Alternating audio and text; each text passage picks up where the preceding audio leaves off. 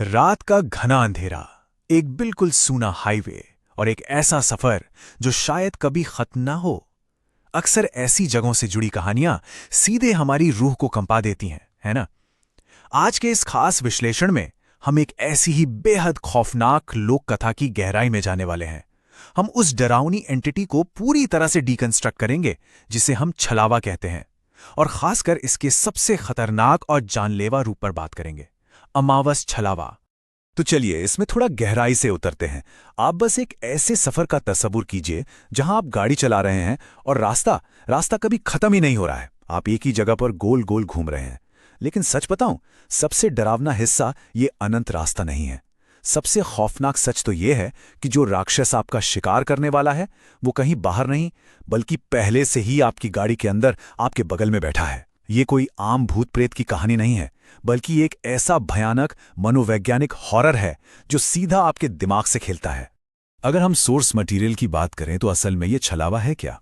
आसान शब्दों में कहें तो ये उस इंसान की प्रतिशोधी आत्मा होती है जिसकी रात में किसी भयानक सड़क दुर्घटना में मौत हो गई हो। ये भटकती हुई आत्मा थके हारे यात्रियों को एक लूप यानी एक ऐसे भौगोलिक चक्र में फंसा लेती है जहां से बाहर निकलने का कोई रास्ता नहीं होता। और इसमें भी जो अमावस छलावा है ना, वो सबसे घातक होता है, क्योंकि वो सिर्फ अमावस की घनघोर अंधेरी रात में ही शिकार पर निकलता है। इसका सबसे बड़ा हथियार कोई धारदार हथियार नहीं, बल्कि आपका अपना डर और आपकी थकान होती है। अब देखते हैं कि ये काम कैसे करता है। इसका पूरा मॉडस ऑपरेंडी क्या है। जैसा कि मैंने कहा, ये कोई ऐसा राक्षस नहीं है जो सीधे आकर आप पर हमला कर दे। बिल्कुल नहीं, ये एक मनोवैज्ञानिक शिकारी है।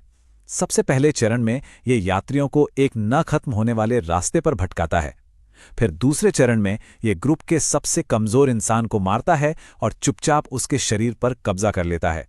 इसके बाद शुरू होता है तीसरा चरण, बचे हुए लोगों के बीच शक और डर का बीज बोना। और आखिरी चरण में ये बस आराम से पीछे बैठता है और देखता है कि कैसे डर के मारे पागल हो चुके लोग खुद ही एक दूसरे की जान ले लेते हैं। चलिए इस सब को बेहतर तरीके से समझने के लिए अपनी पहली केस स्टडी पर आते हैं, फंसी हुई बस। कोल्हापुर और धाराशिव के बीच के एक सूने जंगली रास्ते की यह घटना है। उस रात कॉलेज की एक बस जिसमें थके हुए छात्र और उनके टीचर मौजूद थे, वो एक ना खत्म होने वाले जंगल के रास्ते में फंस गए थे। अब यहां छलावे की चालाकी देखिए। उसने बोरगांव नाम के एक सुरक्षित और जाने पहचाने गांव का भ्रम पैदा किया। लेकिन ये कोई आम भ्रम नहीं था, बल्कि ये सुशील सर का मनोबल तोड़ने के लिए डिजाइन किया गया एक बेहद सटीक और इमोशनल हमला था। छलावा जानता था कि उन्हें कैसे तोड़ना है, और इस भ्रम ने सुशील सर को मानसिक रूप से इतना कमजोर कर दिया कि वो अपनी जान तक देने को तैयार हो गए। और फिर इस कहानी में आता है वो रोंगटे खड़े कर देने वाला पल, जब बस में मौजूद एक छात्र श्याम कहता है, लेकिन छलावा तो मैं हूं। जरा सोचिए उस पल वहां कैसा सन्नाटा छा गया होगा। श्याम वो लड़का था जो पूरे सफर में बाकी लोगों को छलावे की कहानियां सुनाकर डरा रहा था। इस खौफनाक खुलासे से यह समझ आता है कि श्याम की मौत तो सफर की शुरुआत में ही हो चुकी थी, जब बस पहली बार उस सुनसान जंगल में रुकी थी। पूरी रात वो एंटिटी एक मरे हुए इंसान के शरीर में बिल्कुल एक असली इंसान की तरह बर्ताव करते हुए उनके बीच मजे से बैठी रही।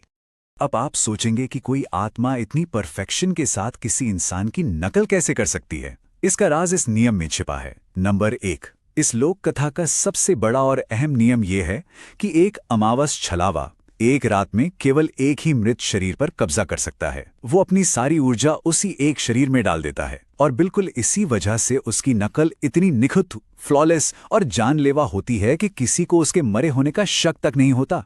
छलावे का ये रूप इतना खतरनाक क्यों है, ये समझने के लिए हमें इसके सबसे खौफनाक पहलू पर गौर करना होगा, जो है मनोवैज्ञानिक युद्ध और इंसानी दिमाग को पागलपन की हद तक धकेलना। और ये बिल्कुल बेहतरीन तरीके से साफ करता है कि वो एंटिटी अपने शिकार को पागल करने के लिए कौन सी रणनीतियां अपनाती है। सबसे पहले वो स्थानिक भ्रम पैदा करता है, यानी आप गाड़ी चला रहे हैं लेकिन एक ही जंगल, एक ही मोड़ बार बार आ रहा है। इससे इंसान पूरी तरह निराश हो जाता है। दूसरा तरीका है दृश्य हेरफेर, जैसे अचानक एक साइन बोर्ड दिखना जिस पर लिखा हो लोनावाला 60 किलोमीटर। ये झूठी उम्मीद जगाता है और फिर उसे तोड़ देता है। और तीसरी सबसे क्रूर रणनीति है भावनात्मक शोषण, यानी आपके अपनों को मरते हुए या खतरे में दिखाना। इन सबका सिर्फ एक ही मकसद होता है, आप बिना सोचे समझे दहशत में वो कदम उठाएं जिससे आप खुद की ही जान ले बैठें। इसे और गहराई से समझने के लिए आइए अपनी दूसरी केस स्टडी की ओर चलते हैं, लोनावला की ट्रिप। ये कहानी दिखाती है कि एक छोटी सी गलती कैसे मौत का खेल बन सकती है। हुआ यूं कि चार दोस्त शराब के नशे में आधी रात को एक डरावनी पहाड़ी रास्ते से ड्राइव करने निकल पड़े। ये उनकी सबसे बड़ी भूल थी। रात 2 बजे से लेकर सुबह 4 बजे तक उनका खौफ कैसे बढ़ा, जरा इस टाइमलाइन को देखिए। ठीक 2 बजे उन्हें एक साया दिखता है और गाड़ी जोरदार ब्रेक के साथ रुकती है। फिर 2:30 बजे वो एक घबराई हुई आदिवासी लड़की को लिफ्ट दे देते हैं। 3 बजे वो एक ऐसे ढाबे पर रुकते हैं जहां परोसे गए खाने में कीड़े रेंग रहे होते हैं। और अंततः 4 बजे वो भयानक सच सामने आता है। ये कोई इत्तेफाक नहीं था। हर एक घटना उस एंटिटी ने पहले से प्लान की थी ताकि इन दोस्तों का आपस में भरोसा पूरी तरह टूट जाए। उस खौफनाक ढाबे के मालिक ने जाते जाते उन लड़कों को एक चेतावनी दी थी। वो तुम तक पहुंच चुका है, उसने तुम्हें छल लिया है। ये बात सुनने में जितनी अजीब लगती है, इसकी सच्चाई उतनी ही भयानक है। ये कितनी बड़ी विडंबना है ना। जो दोस्त उस ढाबे से अपनी जान बचाकर भाग रहे थे, उन्हें लग रहा था कि वो राक्षस से दूर जा रहे हैं, जबकि असल में वो राक्षस तो बड़े आराम से उन्हीं की गाड़ी की पैसेंजर सीट पर बैठा हुआ था। अब इस बारे में सबसे दिलचस्प बात यह है कि हम उन सुरागों को देखें जिन्हें अक्षय ने बाद में जोड़ा। उनके ग्रुप का एक दोस्त था आदि, जिस पर छलावे ने कब्जा कर लिया था। ध्यान दीजिए, आदि ने यू टर्न लेने से साफ मना कर दिया। किसी के सिगरेट जलाने पर उसने हिंसक तरीके से उसे झटक दिया। रास्ते को लेकर बार बार झूठ बोला। और सबसे डरावनी बात, जब बाकी दोस्त जानलेवा तरीके से आपस में लड़ रहे थे तो वो खामोशी से मुस्कुरा रहा था। और पूरी ट्रिप में वो एक बार भी गाड़ी से बाहर नहीं निकला। इन सुरागों ने साफ कर दिया कि असली आदि तो कई घंटों पहले, जब वो डिक्की चेक करने उतरा था, तभी मारा जा चुका था। जब अंततः उस एंटिटी का सच सामने आया तो आदि के शरीर में मौजूद उस झलावे ने कहा, मैंने तुम्हारी आंखें और दिमाग बांध रखे थे, तुमने वही देखा जो मैं चाहता था।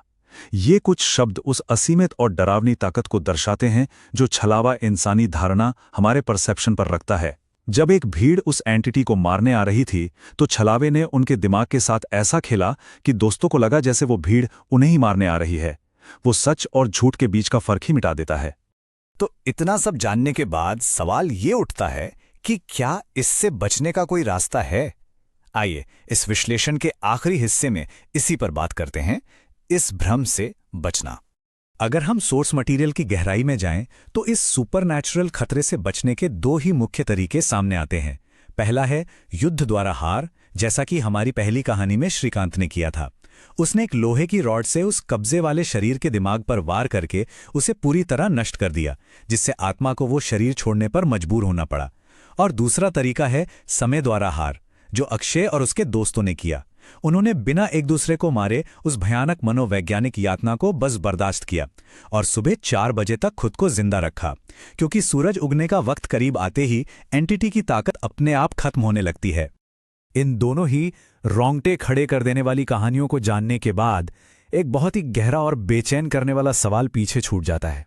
जरा सोचिए, अगली बार जब आप किसी अंधेरे सुनसान हाईवे पर अपनी गाड़ी में सफर कर रहे हों तो आपको या आपके ग्रुप को यह महसूस करने में कितना समय लगेगा कि जो शख्स बिल्कुल आपके बगल वाली सीट पर बैठा है वो असल में अब इस दुनिया में है ही नहीं। अपने ही परसेप्शन और भरोसे के टूटने का ये खौफ, मुझे यकीन है, इस विश्लेषण के खत्म होने के बाद भी आपके जहन में काफी